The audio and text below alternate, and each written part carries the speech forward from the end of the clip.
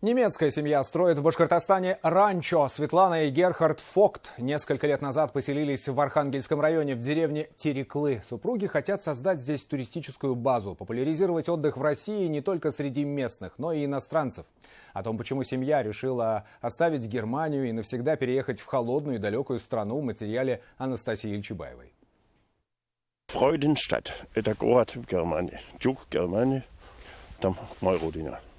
Германия старая, сейчас новая. Его сердце уже давно выбрало Россию, начиная с супруги Светланы, заканчивая домом. Кажется, как можно было отказаться от европейского качества жизни, мягкого климата и родной земли. Но Герхард Фогт полюбил холодную, далекую страну. Еще на страницах книг Канзалика про обрусевших немцев. И даже отказался от переезда в Америку. Германия хорошая, но маленький. Я спрашиваю, почему не Сибирь? Я много книга. Много читал про Сибирь, очень интересно будет там. И он сказал, ты немножко неправильно, я никогда назад в Россию.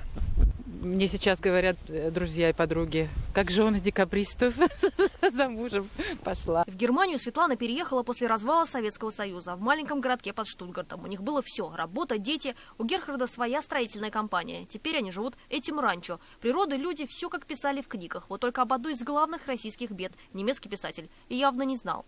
Бюрократия в России – это катастрофа. Поначалу психовал, нервничал. Да. Для Герхарда и Светланы это уже вторая попытка построить бизнес в России. Изначально супруги приехали в Свердловскую область еще в 2004-м. Обустроили гостиницу, ресторан в живописном месте, но вскоре их собственное дело отобрали. На удивление Герхард отказался уезжать обратно в Германию. Сейчас заново пытается создать свою мечту – ранчо в России, уже на башкирской земле. Фридель, это Фридель у нас, это Ганя у нас, Катрима.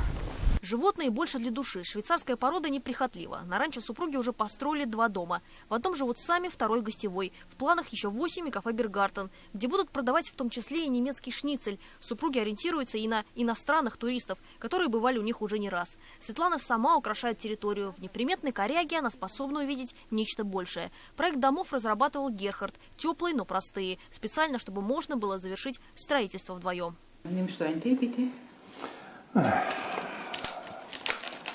Спасибо.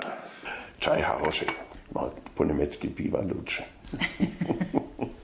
Есть вещи, по которым он все-таки скучает. В России долгое время пытался подобрать пиво, похожее на немецкое. Сравнивал с экземпляром, привезенным из Германии, по вкусу, цвету и пенке. Оставить в страну успешный бизнес он решил после того, как однажды, возвращаясь из командировки, чуть не попал в аварию. Я работал каждый день 14-16 часов.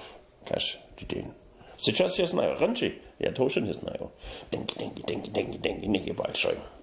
Машины. Я думаю, жизнь самое важное. Деньги, нужны немножко, да? Но жизнь это самое важное.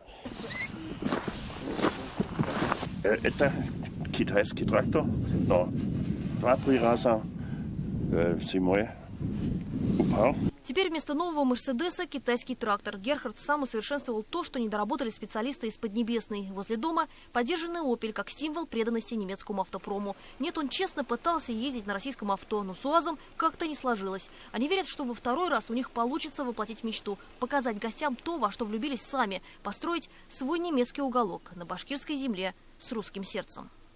Анастасия Ильчебаева, Вадим Исламов, Игорь Иванов. Новости. Архангельский район.